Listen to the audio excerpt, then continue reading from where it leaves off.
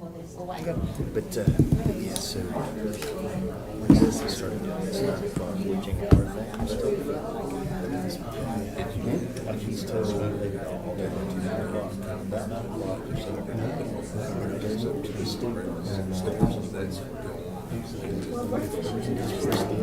and he's trying to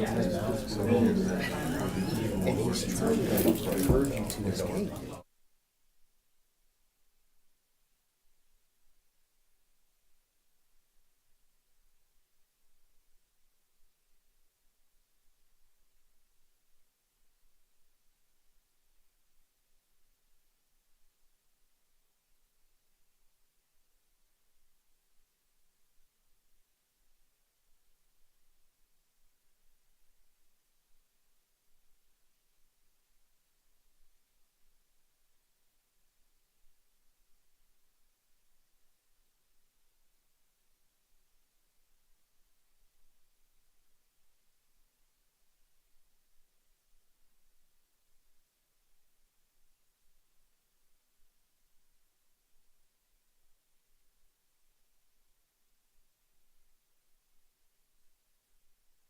But he loved the girls without one.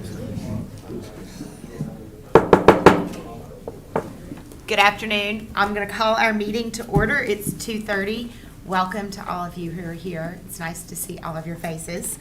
Kim, will you please call the roll? Yes, Mr. Austin is absent at this meeting. Ms. Quetch? Here. Mr. Webb? Here. Vice Mayor Anderson? Here. And Mayor Pillion. Here. Now I will have Councilmember Quetch lead us in the Pledge of Allegiance. Pledge allegiance to the flag of the United States of America and to the republic for which it stands, one nation, under God, indivisible, with liberty and justice for all.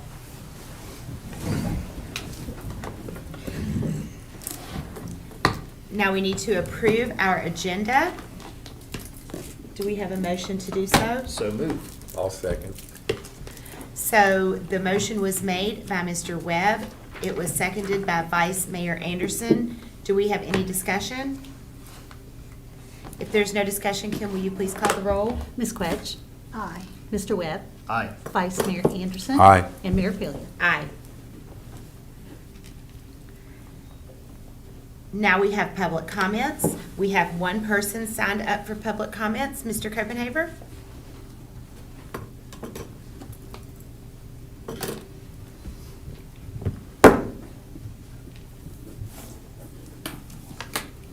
Good afternoon, Mayor, council members. After the last time I made a comment, it was pointed out that there was an engineering report and a video. So I went back and I watched the video, and actually had a copy of the engineering report. And I had a couple of things about that.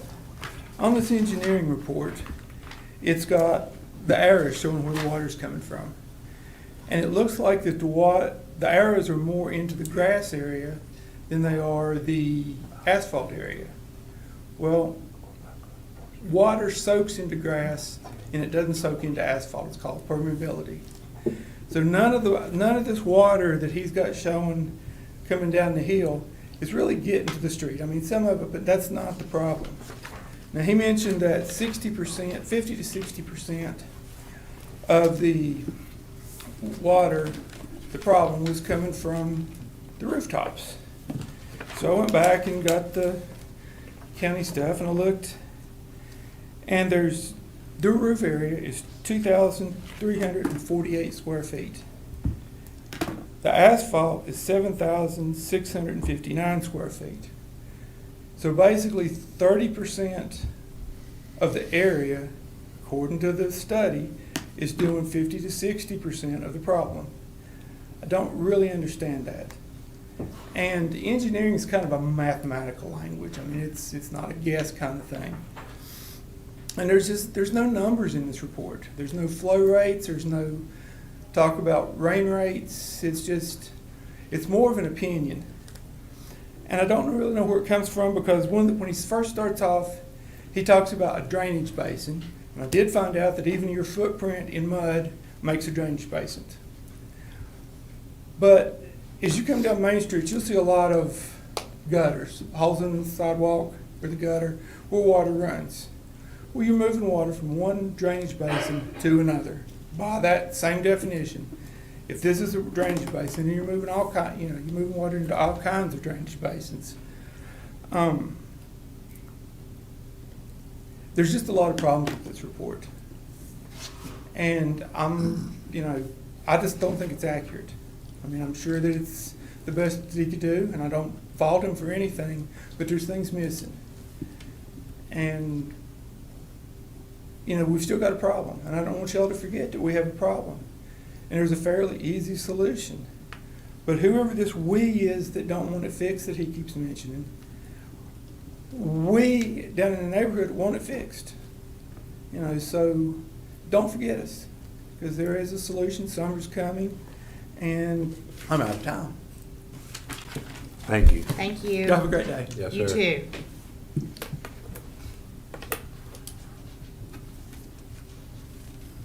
Okay, moving on, we have no more public comments. No one else has signed up for public comment. Is there anyone else who would like to comment? No proclamations or public hearings. We do have a resolution, and I'm going to turn that over to the town manager. The resolution?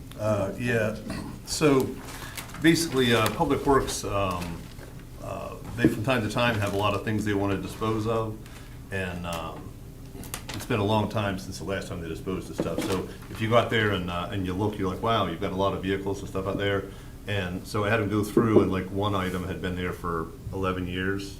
Yeah, so a long time. And so anyway, just it was time for some heavy spring cleaning.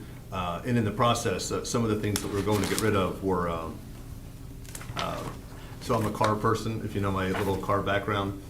So we have ones that are non-def diesels, which are good chassis. And so I had them go through and actually tell me like what's wrong with them. So like we have a tree stump grinder, but it's got a blown motor. So we can't do much with that. We have some other equipment, and it's reached end of life, or it's been so long since it's been used it would cost too much to fix. But some of the things that we have chassis-wise, we're going to retain those because they're worth keeping. What's on this list are things that have reached end of life and they just are beyond repair. So we're going to just jettison those from inventory. And then we're keeping 3 of the chassis, and then we'll be able to repurpose those for something where, if you recall, in last year's budget, we put 124 or whatever thousand into the street sweeper that we have. So we were able to keep, that chassis and just put a new back on it. Similarly, we have like one of them's it's a sump. Is that what that is, Mike? A sump truck? Yes, we have a sump truck, and we have a short garbage truck. So we're looking to see what we can do with those, and then redeploy those chassis on something that we could use. And as we found in last year, even though you have 2 working vacuum trucks, one of them breaks during vacuum season. So we're trying to see what we can't do to repurpose those. But the material that's in here, though, is all stuff that is at end of life. And because like an 07 mower, they get worn out really fast. I mean, our guys use them quite a bit. So this is just everything that needs to get disposed of. Yes, sir. And I had them go through the list. They gave him a good hard look. What's on this list just needs to go. But It's almost old enough to vote. yeah. Should we hold it to November? But So we need to approve the resolution? I will accept a motion to approve the resolution authorizing the town manager to dispose of the personal property that's in our packet. I'll make the motion to go ahead and make that stand as second. presented. So the motion was made by Vice Mayor Anderson. It was seconded by Councilmember Webb. Is there any discussion? Kim, will you please call the roll? Ms. Quetch? Aye. Mr. Webb? Aye. Vice Mayor Anderson? Aye. And Mayor Pillion? Aye. We have no ordinances to read, but we do have consideration of bids for an annual asphalt paving project for the 2023-2024 fiscal year. And we have Mr. Surratt from Public Works. Council members? Good afternoon. So, middle of late February, we put out a invitation to bid for asphalt resurfacing in town for this budget year. We did communicate with several companies, and when we had our bid opening on March the 14th, we got 1 bid. Not because we only got 1 bid, it's because one of the bidders just happened to miss the timeline. And after it was 10 o'clock, he thought it was at 2, but so we did get our one bid in, and it was for $160,702.90 from W&L Construction to do our asphalt resurfacing. And we were planning to do a smaller amount because we have this sanitary sewer coming up. Atmos Energy has a Virginia Safe project getting ready to start. So we're really not going to pave as much as we do annually as we have in the past, just because we got these construction projects and we don't want to conflict new asphalt with construction projects. It's one of the things we're really trying to curb. So this year, it's kind of some areas where we're not going to be doing construction, digging up the road. Cumming Street is one of them. We got, especially right here at the Main Street and up the Valley Street area, that asphalt is pretty rough. Again, like this morning, I did say it was on SGR, but that probably needs some attention immediately as opposed to waiting because of the raveling, the cracking, and the potholing that's going on just in those areas. But it is our recommendation to accept W&L's bid for $161,702.90 to do our annual asphalt resurfacing for this spring and summer. And we'll look at it again next year and try to get more people involved. Any questions, comments? Like I said, it's pretty cut and dry this year, especially with a lot of construction we have coming up in the next couple of years. It'll get bigger. In next budget year, it'll be a bigger one, and then the one after that will be a bigger one because we have to fix the roads that we're going to dig up. Okay. So I'll accept a motion to accept this bid. I'd make that motion. I'll second. So the motion was made by Mr. Webb. It was seconded by Vice Mayor Anderson. Is there any discussion? Thanks for your hard work. Thank you, guys. If there's no discussion, can we please call the roll? Ms. Quetch. Aye. Mr. Webb. Aye. Vice Mayor Anderson. Aye. And Mayor Pillion. Aye. So we have no new business or old business on the agenda today, but we do have some business and communications from the town manager. And first on the list, we have an update regarding the Sinking Spring Cemetery Preservation Plan. This is amazing. You'll like this. Gabe, y'all know Gabe. Gabe is unique in that he has a degree in historical preservation. It's kind of really a niche, but came to the right place, so we're going to let him use it. So we're glad to have him, but this is a really cool report. So, should the presentation should be coming up here. There we go. So, good afternoon. Good afternoon, Gabe. For anybody who doesn't know me, I'm Gabriel Christopher. I'm the senior planner for the town of Abington. And I'm here today to update the town council and the public on all the exciting projects we have going on in Sinking Spring Cemetery. So first, in total, there are 4 projects in various stages of development. The first one is the Sinking Spring Cemetery Preservation Plan. It includes both the west and east sections. An ETSU master student, name is Noah Halls, is doing a thesis focusing on the identification of unmarked graves solely in the African American section of the cemetery. Thirdly, we have Adopt a Plot program focuses solely on the landscape maintenance of the enclosed family plots. And fourth and lastly, the African American Civil Rights Grant Program application. So, for anyone who doesn't know what a preservation plan is, it's a living document to assist in the preservation and maintenance of historic sites, history, and cultural resources. So it's meant to always be updated as the site develops and the resources need either repair or maintenance. In June of 2023, the town of Abington applied through the Department of Historic Resources, or DHR, Certified Local Government, CLG grant program, and was awarded funds to produce a preservation plan for Sinking Spring Cemetery. In August of 2023, a request for proposal was posted, giving prospective applicants a 1-month time frame to submit their proposals to complete a preservation plan for Sinking Spring Cemetery. After a review committee was formed, including Mayana Rice, the assistant town manager, myself, Matt Henderson, Assistant Director of Public Works, and Donna Marie Emmerich, Chair of Sinking Spring Cemetery Committee. The review committee held 2 separate interviews with each of the prospective firms and decided to award the RFP to Johnson, I always get the middle name wrong, but Merriman and Thompson, I always like to just say JMT, it's a lot shorter, in December of 2023. The contents of the ongoing Sinking Spring Cemetery Preservation Plan will contain 5 distinct but connected deliverables culminating in 1 living document. So the first is a historical narrative of the site, inventory of all the grave markers, which they recently just completed last week, maintenance plan, proposed edits to the town ordinance, and a funding and revenue plan. So this is just a further breakdown, all the different categories. So as you can see, we have the full historical narrative, provide deed research and records to clarify the ownership. With the inventory, this is some project I did in school too. So you look at what type of marker it is, whether it's a headstone, a footstone, what material, date of birth, date of death, any inscriptions, anything that can really distinguish a stone from another one. As a set conditions too in photos, really most importantly to really document that as we move forward, and as maintenance happens, photos will be taken to further document that. Maintenance plan includes all kinds of aspects, so not just the stones, but the fence, the cabin, any sort of resource that's on the site.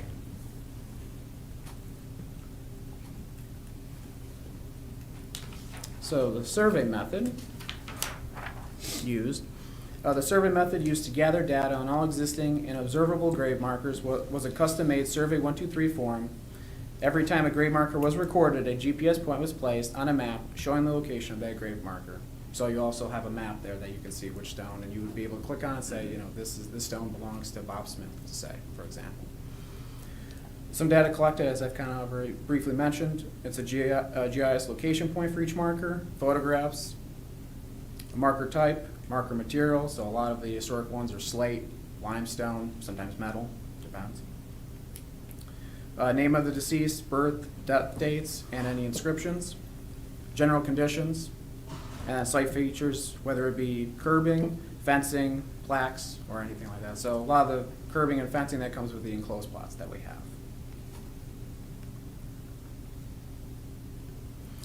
So moving on now to our master's student's thesis. Noah Hall, a master's student from ETSU, is advised by Professor Elaine G.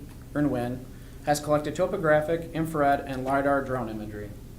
As you can see in the photos here, that is the drone that they used, and I must say it's massive. Photos don't really do it justice, but if you see on the bottom there that camera is able to collect all kinds of different imagery, whether it be infrared, LiDAR, or anything like that. So really seeing it in action, that was something to behold in a sense.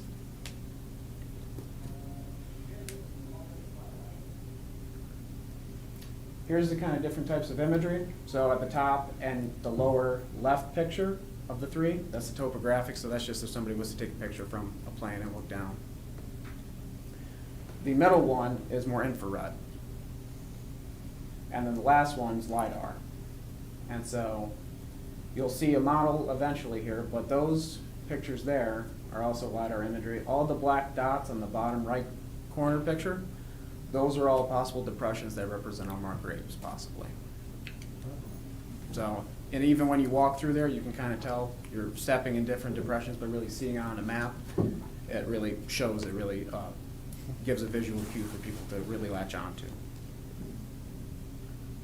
So, I've included a link, and Nate, if you could play the video, this will be the model that Noah created.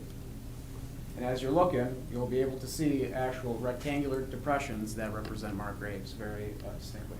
If you could also make it full screen, Nate, I'd appreciate it. So all those depressions represent possible unmarked graves.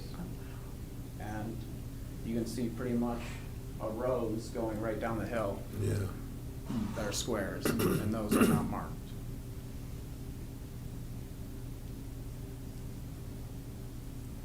So just close up.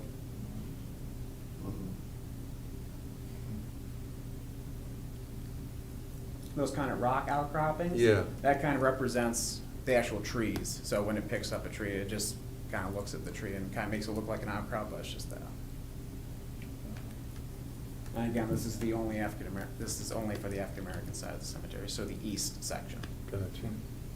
And thank you, Nate.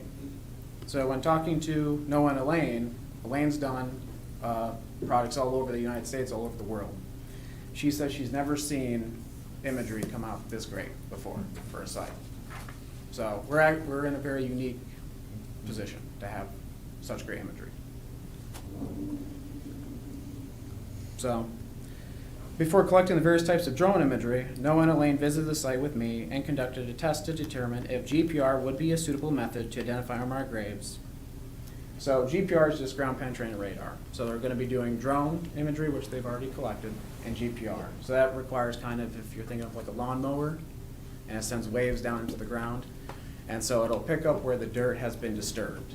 So anybody that puts in a post hole, you can see really building where it is, or you can see graves. So anywhere there's kind of these squiggly lines right here, in these boxes, Yeah. that represents a disturbance. So as you can see, when it's outside, it's all kind of straight line, very clear. In the boxes where representing where the graves are, you can see there's disturbances, where there's squiggly lines in the ground. Some are more distinct, where you see a real curve in it. Some are less distinct, but you still have those squiggly lines. That just means that probably something has degraded over time, like wood coffins, for example.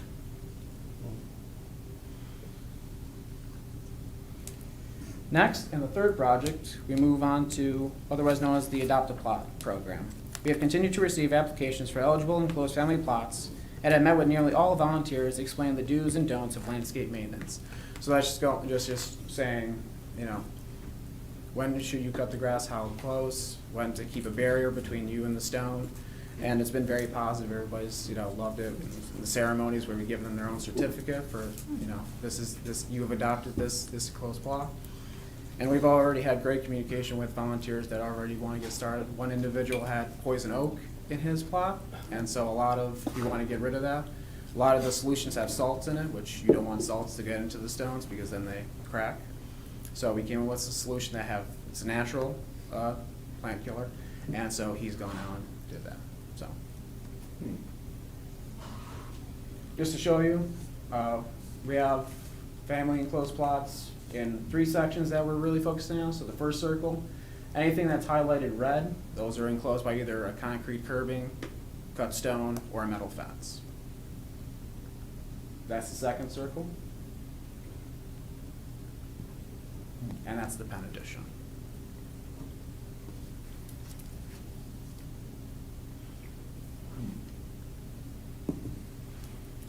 So, what's completed so far? For the preservation plan, a virtual meeting with the Singing Spring Cemetery Committee, and then a field survey of all the grave markers. I went out there occasionally all throughout last week, and they were collecting all the stones and everything. So, and there was four individuals out there. How many grave markers is out there, Gabe? That I don't know the number of, but there's hundreds. We'll have the results from them in the next few weeks. So we had original GIS layer, but it wasn't as detailed as I would like, and it doesn't really help for getting grant funding because in the conditions it's just said poor, fair, good. That doesn't really give you a lot of information. They really get grant money. They really want to know what's the reasoning, what's the repair needed.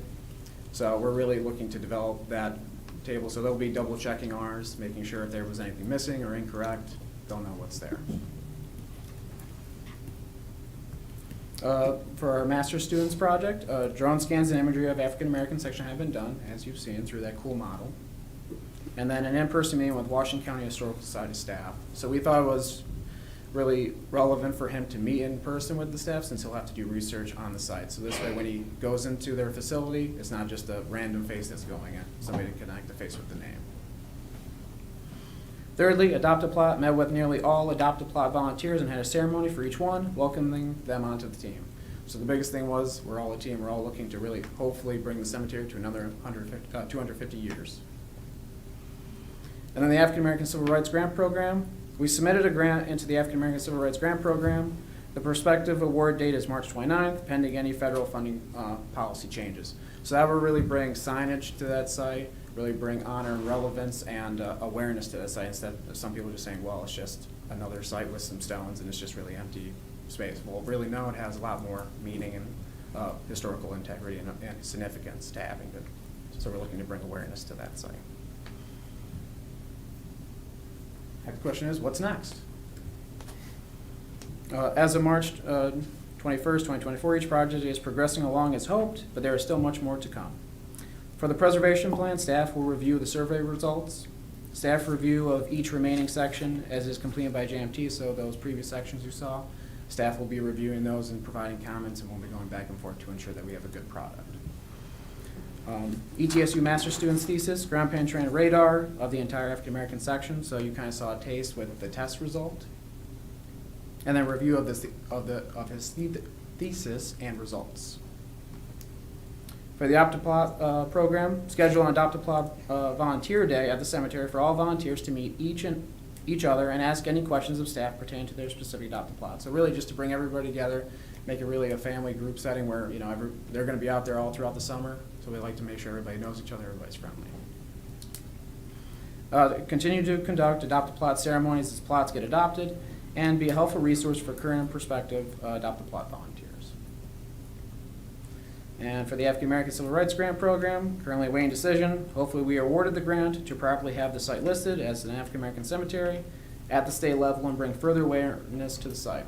So it's actually not listed. We looked to get grants to preserve some of the stones, and that was not listed as an African American burial ground, which I thought was interesting. But I recently went to the VA 250 conference celebrating 250th anniversary of our nation, and made a lot of good connections, and we've really found out there are probably more really grants out there to help preserve the cemetery in every aspect of it. So closing remarks. In closing, all four projects help create a solid foundation for the interpretation and maintenance of Sinking Spring Cemetery, a fundamental piece of Abington's history. That solid foundation will provide further opportunities for research and the ability to be awarded additional grants. We're also bringing further attention to the site, as resulted in the discovery of stories we didn't know we had. For example, the African American section has possibly 3 Buffalo Soldiers from the 9th Cavalry. And so the Buffalo Soldiers were 4 regiments exclusively of African Americans created after the Civil War. And so they're all from the 9th Cavalry, and actually we've been in contact with the Charles Young Buffalo Soldiers National Monument. So they're the organization through the National Park Service that really specializes in all that. So we have a lot of interesting stuff. We're hoping to get bios for all 3 of those gentlemen. So. Nice work, Gabe. The town of Abington has been and continues to be a beacon for historic preservation, where the locality and its community value their cultural heritage with the utmost respect and strives to further provide and install this pride in future generations. So we're kind of really living up to the town's motto. And then when attending a conference or training, whether they be planning or preservation focused, it's evident that Abington is well known and well respected through the state of Virginia. So every time I go to one, they say, oh, you're from Abington, they love it. They love the history, love everything about it. So if you have any questions for me, I know that was kind of a lot of information, but more than I have happy a to answer. question. Yeah. First of all, great job. That was a really interesting presentation. It's really cool to learn about all that. But so somebody in the community asked me this question, and I have not gotten the answer yet, but this is a good opportunity for me to do so. Are we going to do Adopt-A-Plots in the African American cemetery as well, or are we going to continue to maintain that? We will continue to maintain that. It's just because the Adopt-A-Plot's focused on the enclosed ones, and those Uh-huh. take a little bit more time and care to do because Okay. you don't want bigger mowers or anything going there. So that's really just exclusively weed whackers you want to have and trimmers. I don't think the African American section, to my knowledge, has enclosed plots. Okay. They're just stones there. So those will obviously be still maintained and everything. Okay, so Yeah. so I think the concern was that we were just going to ignore it, but Oh, no, no. obviously we Oh, are not. No. Yeah, It's just the obviously we- enclosed is just to make sure people that can go in there and just do weed whackers and trimmers and everything. Right, You don't right. want the big lawnmowers going in there. Well, and then the other question I have is, do you all have a number as to how many unmarked graves there are? An estimate? I mean, it Yeah. seems like there might be a lot. There's probably hundreds, I know, and again, this is why I was very interested in knowing why it wasn't listed as an African American cemetery, because in our 1986 nomination form, it was the expansion of the Williams Store District, it specifically calls out that location as an African American burial ground. And so I called DHR and I said, is there a reason why? And they go, oh, no. So, called them up, they created a shelf folder for us, and so we've just been, as you saw from the model, gathering data, so when they can take it to the state, we'll actually have historical and data-driven information, say, okay, this is an unmarked cemetery. Oh, that's great. And so Okay. we can get listed, get grant funding, and hopefully really bring awareness. That's really cool, thank you. And there's one point too, is to mention the GPS. We already have some of the GPS coordinates, but as we get ready for the Virginia 250, we as staff are working on this grant and to help build an application that will let tourists go to different parts of town and see where they're at and also see the history. But similarly, that technology can be brought in from the GIS. So if someone's standing there and they want to see where their ancestors might be or see the history of who that person is, they're able to get it and it'll all be on their phone. And to Tanya's blessing, she'll be happy, which won't have to print quite so many brochures, because it'll all be digital right there in their hands. So it'll also get the younger folks engaged, I think. So, That's really cool. This is a really neat presentation, thank you. Thank you. I see it.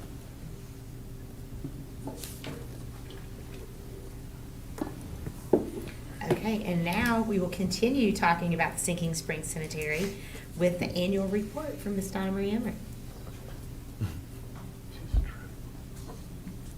Hi guys, happy spring. Well, Gabe covered pretty much everything that I had in the report this year. Some of the stuff, we do have a full committee now. Good. Yay! So that was kind of cool. Let's see, a few of the tidbits so far as the care within the cemetery. There's been some specifics. Mayanna went and Gabe went and a couple of other folks. And it's been things like simple stuff like raising the mowing bars from 2 inches to 4. And they're mowing, I think, let's see, what is it, about every 6 weeks? Different stuff. This causes a prairie look, which I kind of like. And other folks are like, no, it should be shorn. Yeah, well, you know, we're trying to save our tombstones. So, but it's good work. It is good work. Adopt-A-Plot has been fabulous. In case you don't know the specifics of Adopt-A-Plot, if you join,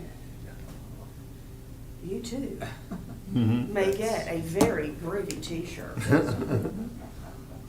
Yes, indeed. Are there still several plots to be adopted, do you know? Yeah, How many? we've got, I think there's 40 and we've got 20 that have been adopted. So we're about, I think somewhere around half right Oh, now. right, right. Cool. So, you know, sign up has been really good, and that's been nice. Oh, you also get a ready to be framed certificate that you can be very proud of.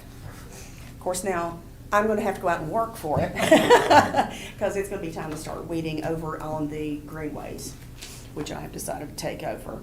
Let's see, Adopt-A-Plot has been fabulous. Grants, we got 2 grants. Well, actually, we got 1 grant this year. We got the grant to have the, that you guys matched with to go and have all this work done and all of this, you know, the pictures taken, and I'm really excited about that. And then the other grant we didn't get because we were trying to get the cabin taken care of, but thanks to you all, we now have a really, well, if I dare say, a sexy roof on that cabin now. And if you haven't been by to see it, you really need to go, because that's $24,000, boys and girls. Yeah, that's been a nice one. Let's see. We had 2 burials this past year. We had Mary Stewart and Martha Counts Clark. And the one thing I really want to make note of is, in summary for 2023-2024, and I do, pardon the pun, it's been very groundbreaking. Thought you'd like that, Mike. For Sinking Spring Cemetery, this report, from what little I've given you and from what Gabe has given you, this report would not be complete without recognizing 2 very important people. Assistant Manager Mayanna Rice and Town Planner Gabe Christofari. Dedication and perseverance are the 2 best words to describe them. Ms. Rice has taken our suggestions from the committee and sometimes our demands to places that we never expected. I know a lot of the things that we talked about, we want it just done now. We want it to look like this just right now. And from what Mayanna has done, that cemetery is going to be lasting long after all of us in this room. And that was nothing I had really considered myself. But because of her work, she's done it. And with Gabe, he has used his knowledge and technology to bring our 18th century cemetery into the 21st and will be beyond, giving us more insight and information than we've ever had. And that's been absolutely astonishing to me. It's been very eye-opening, what we have seen so far. We are incredibly grateful for everything that has been done, and we also want to thank Town Manager Mike Cochran for believing that history is one of the driving forces of this town. Yes! So with that, that's the end of my remarks. Thanks, sweetie. Thank you, Donna. Thank you so much. You can applaud now.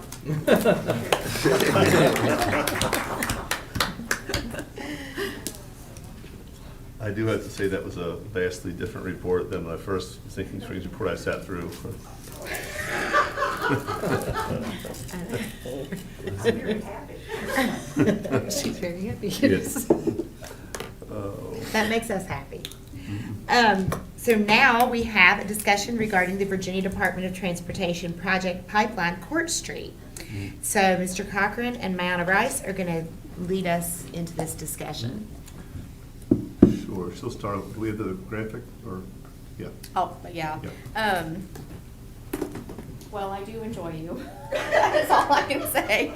One thing that she forgot to mention that she sent me an email on not too long ago was this idea that you can actually have QR codes on little stakes that are in front of different graves, so we could actually put the stories behind it.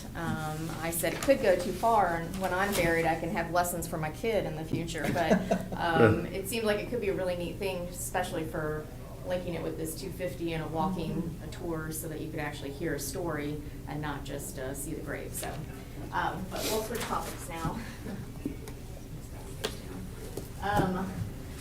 So all of these people that are here today, they didn't sign up for public comment because I said that they should come up and talk during this discussion. So what we have in front of you today is just a diagram of Court Street, and I also provided some crash data that our chief has provided to me.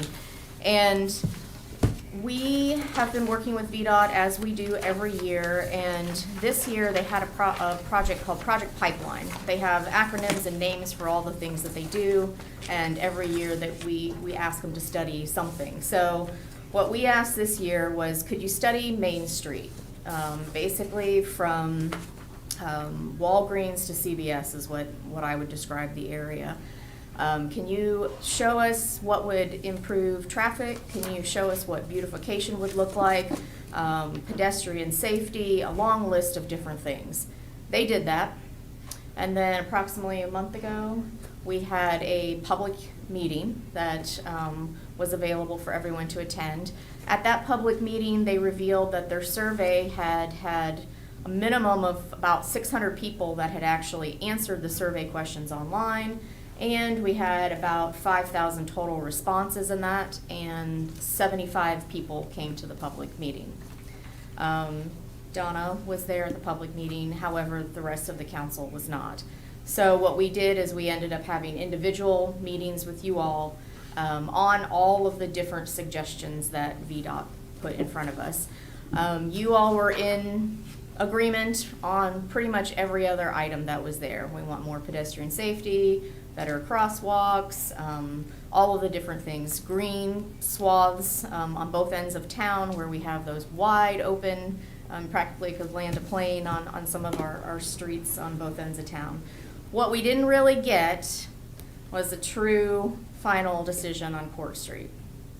And what VDOT says in general is that if they put a project forward and they go through the engineering study and then everyone's in agreement and then suddenly the tides turn and you no longer want to do the work that they have done the engineering on, then we would have to provide them the cost in return for that engineering work. So I thought, what better way to use a mid-month meeting than to invite the owners to this meeting so that they can discuss it with you. You all can discuss it. You know, sadly, we don't have quite the whole entire council here, but then we can hopefully come to a consensus today and decide what we want to do. So I'll just start with where we are. Right now, Court Street has been turned one way only for the construction phase. So right now it feels cramped and narrow, and we did that in order to put as much parking as we could possibly leave on Court Street and create that one-way path.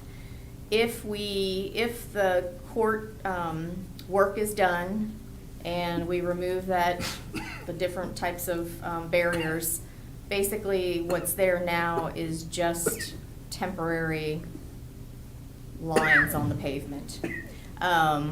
So tomorrow we could turn it back into a two-way street. And that's, just go back, you do nothing with the signalization. It would just be how it was before. You'd have parallel parking on both sides. The idea that was presented by VDOT that I don't think any of us really liked was a partial one-way street and a partial two-way street. It was very difficult to comprehend. So basically you would be one way and have parallel parking until you got to Plum Alley, but then once you hit Plum Alley, you'd have two-way traffic so that people could turn into the courthouse parking lot. That just really doesn't appeal to anyone. None of the meetings we had with you, really none of the public. But there was an interest in leaving Court Street as a one-way. There was an interest in leaving Court Street as a one-way to add additional parking, because we could do diagonal parking instead of parallel and get quite a few more spots on that street. I'm not gonna get really into the crash data. I don't know if you wanna do that, Mr. Cochran, or if you want the chief to come up and discuss it as well. You could come up and talk about that. But one of the things that we're specifically looking at is the crash data that exists basically on Main and Court as people are coming to the top of the hill, so I'll let you go. Sure. So on the data that you provided, this data is only for the crashes inside that intersection. So anything that was a vehicle pulling out of a parallel spot and getting hit, I didn't include. We've had several where people were parking in parallel spots and were backing into each other or running into each other. I didn't include these. These were just for that specific intersection at the top of the hill. And specifically what I was kind of looking at were back when it was two-way traffic and when people were coming up the hill, was that related to some crashes? And if you look, anything in the green, the dates in the green font were coming up the hill. And if you notice the one in April of 2023, we had one, but that was coming up obviously on the opposite side. And that person was later arrested for DUI. Since then, it kind of tapered off a little bit, and you can see, you know, once it was turned to one way, those crashes became significantly less. You're not dumping vehicles into that intersection. You're actually pulling vehicles away from that intersection. There were a few crashes, rear-ended crashes, where there was stop for traffic or pedestrians in the crosswalk and get rear-ended through there. So you can kind of see what does happen when you turn it one way. Well, what happened is you reduce a lot of the crashes of people making left turns or turning from Court Street going up the hill. So any questions on that? So that'd be you or Mike, but the sight distance, if you're at the top of that hill, Yes. I mean, the challenge you've got is you've got people parking on both sides of where you're trying to get out. So in order to get out to the intersection where you can actually see, you're already beyond the crosswalk and everything, right? Correct. The sight distance is problematic. Me personally, when I would drive around town, I always hated when you were coming up there and you had to turn. It was very difficult. Left or right. And then when we had the pedestrian covered sidewalk, it was extremely difficult to have a good sight distance, and it was tough. So I would always default to a right turn if I had to go that way, just because that was a little safer than trying to make a left turn out. Yes, for sure. So yeah, I mean, you're approaching at a hill, so the less approaches we have, probably the better it would be. I'm not a traffic engineer, but that's just my opinion. I will say when my children started driving and we lived on the upper end of Court Street, they were told that they were not to go to the top of that hill and make a turn. They were to turn on Valley and do it somewhere else, because it is hard. I felt like that was very difficult for a new driver to navigate, so I asked them not to do it. It is, and we have a lot of other perpendicular roads that you can cut from Main Street to Valley Street, so I don't feel like it's that hard to go the next block up to make the turn. Yeah, and we also have business owners and property owners from Court Street.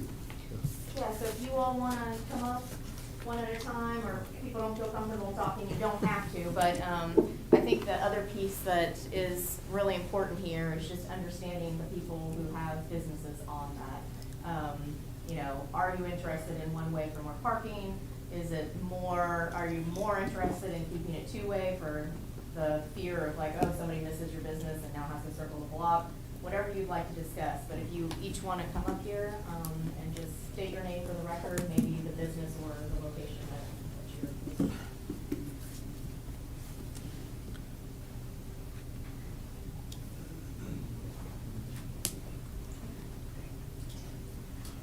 Hello, I'm Tyler Reynolds Taylor. I'm one of the part owners at Wolf Hills Coffee here. I would say generally we support this, provided the one-way, two-way situation is not a half measure. It needs to be either all one way or all the other way. We do definitely support the diagonal parking. I think that people are bad at parallel parking, and this might be able to help with that. Additionally, if there was a possibility to put in more of the angled parking where in between the entrance and exits of the courthouse parking lots, I think that would be a good idea as well. The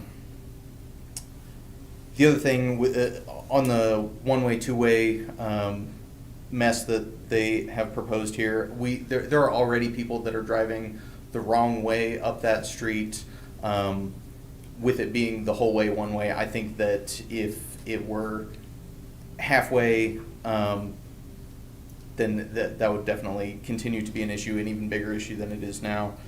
I've talked with a lot of our customers at the shop, and they are all in support of making it one way, the whole way, diagonal parking. Everybody I've talked to seems to think that that's a good idea. Also, I don't know if it's necessarily within the scope of this, but the curb extensions that were proposed for on Court Street, we would support those as well. I cross that intersection a couple times a day across Main Street, and getting people to stop there is tough. But I noticed that either yesterday or today, they put in the things in the middle of the street, and I think that's a good start. Also, the overhead flashing light, we would support that as well. Thank you. Thank you. Thank you. Right, Dave Dalton, residence 108 Court Street. Definitely in favor of the one-way. I don't know if there's room to have diagonal parking on both sides. It looks like right now the proposal is just on the Court Street side. I would think that the businesses on the coffee shop in Summers probably would prefer it to be on their side. But if there is room to do it on both sides, that'd be even more parking. But I understand with fire trucks and all that, that may be prohibitive. I know there were 3 sycamore trees that were taken down. We're going to repurpose those trees into our building. But if there was a way to put trees a little bit further out, if there meant a small out for plant strip, it'd be great to be able to have trees back on that stretch. I know there's been some discussion about a social district. Having one way closing out would be possibly an opportunity to have the social district if we ever approve that. I think that would be great. The one thing to consider is we love the idea of the one way. We either take a left depending on which way we're going. Where Rain is, going out of Rain because of the little country store that's there, sometimes you have to stick your nose out so much the cars are flying by. If there's something to be taken consideration, it's hard to take a left out of there. I'm not sure what can be done there. That's the only thing, because there will be more traffic on those, and as tourism increases, we're going to have more traffic. The other thing to consider, especially right now when you're going up over the hill, you're heading west on Main Street, during sunset, the sun is so strong, it's hard to see, so that's another reason to do one way. Someone going out, a lot of cars that are coming up over the hill cannot see the cars that are coming out, so that's another reason to promote the one way. That's it. Thank you. Thank you.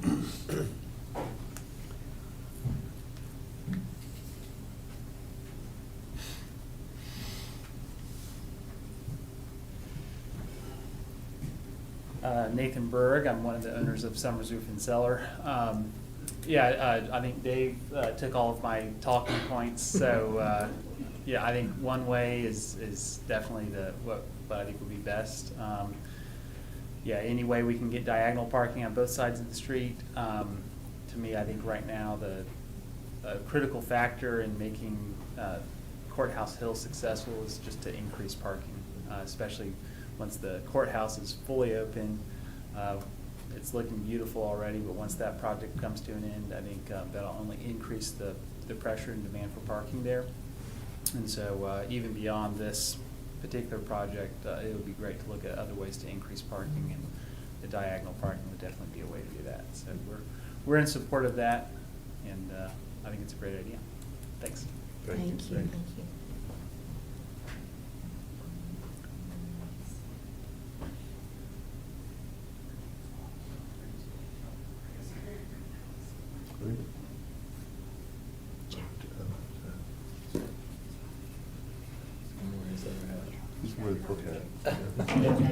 Yeah, cover that. We had a business challenge this morning, so I was representing, not realizing I was speaking here today too. Sorry.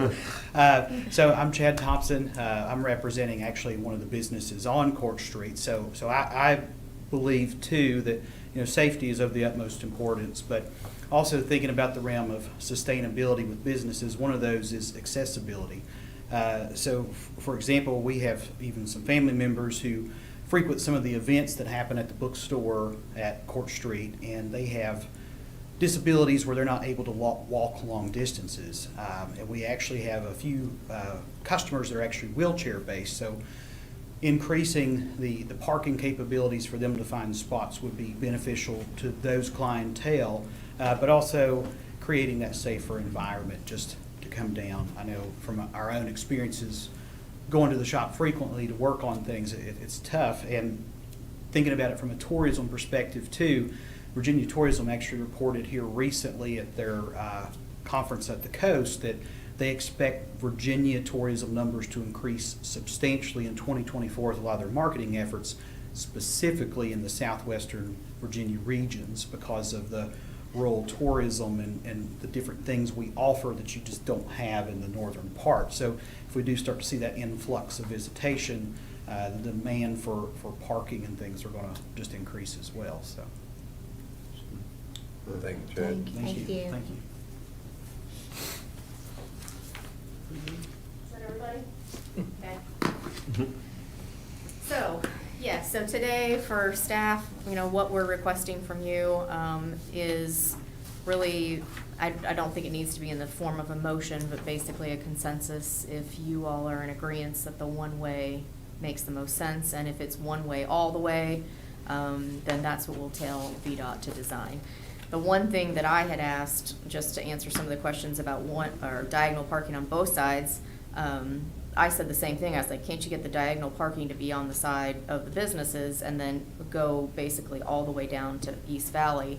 What they said is based on those two turning lanes that exist there, they'd actually end up having to change the signalization.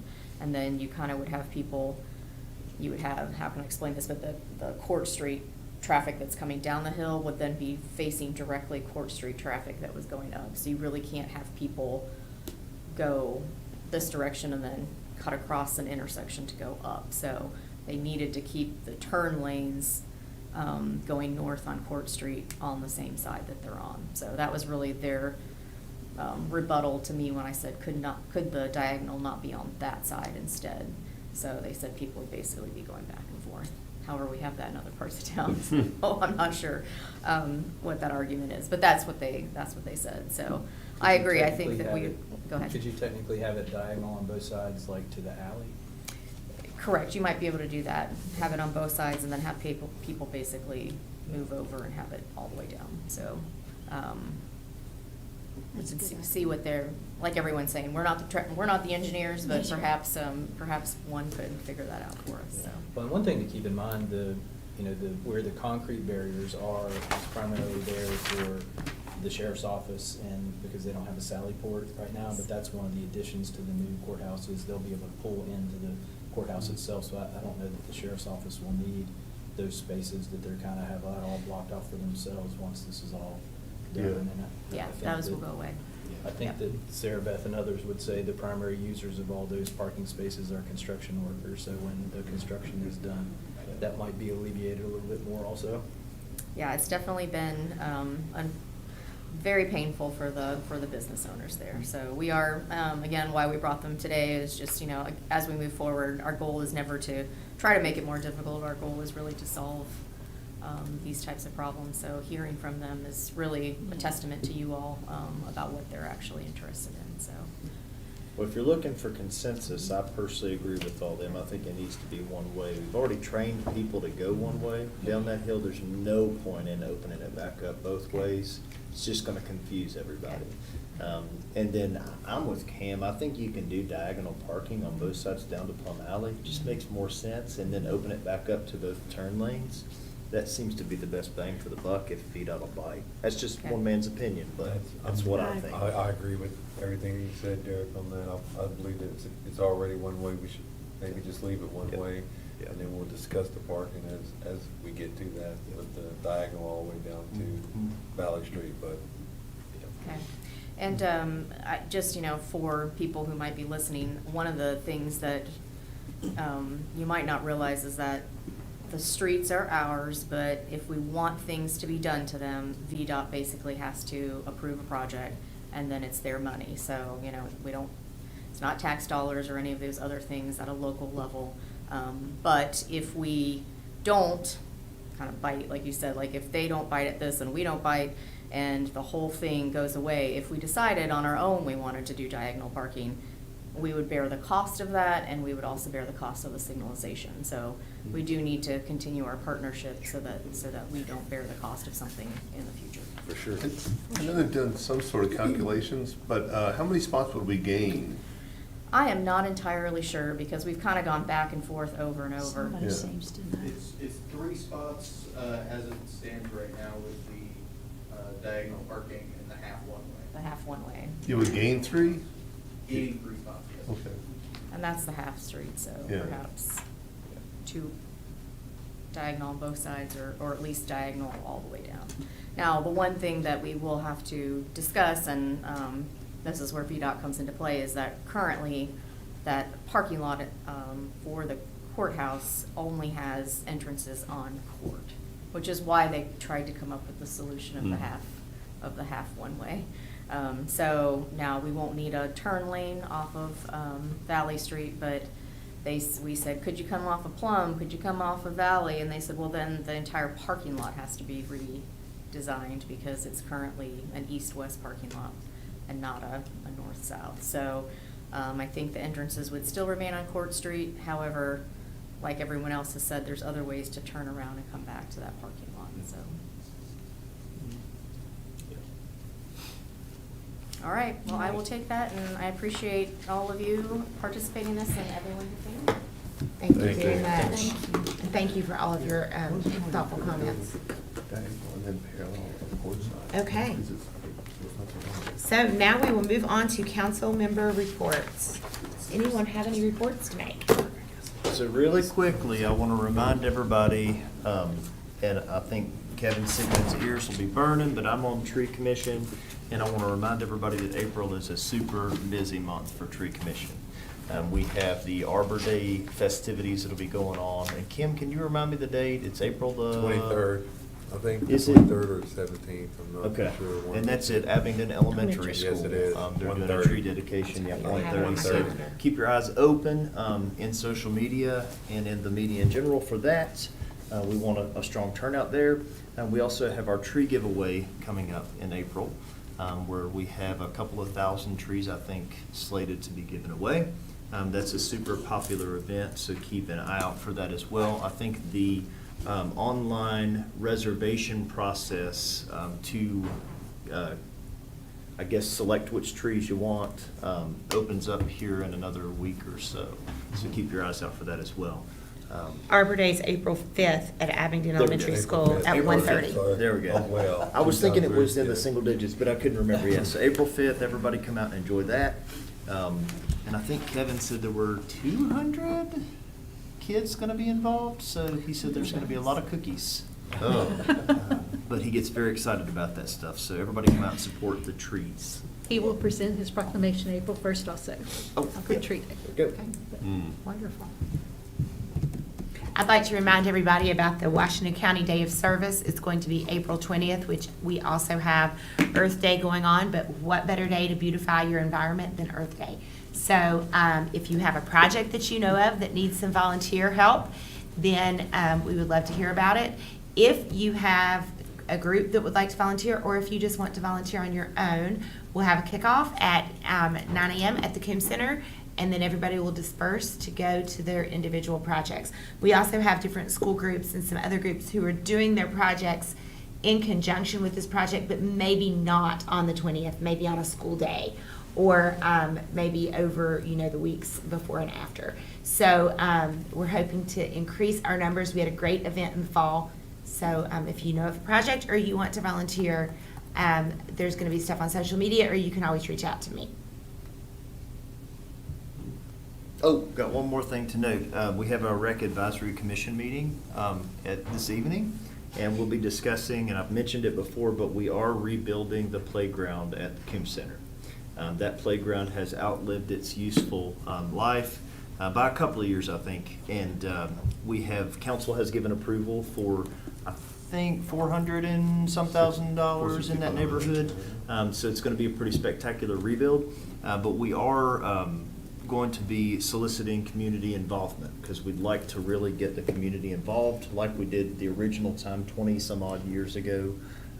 So keep your eyes and ears open for that as well. We will be advertising and trying to get everybody partnering with the town for this rebuild. We had the Business Challenge Awards today, and I want to encourage you to support these new businesses. And we also had a budget session this morning, so it's been a fun day. Yeah. Okay, we don't have any boards or commissions to appoint, and I don't think we have any need for a closed session, so I'm going to adjourn the meeting. Thank you very much. You're here.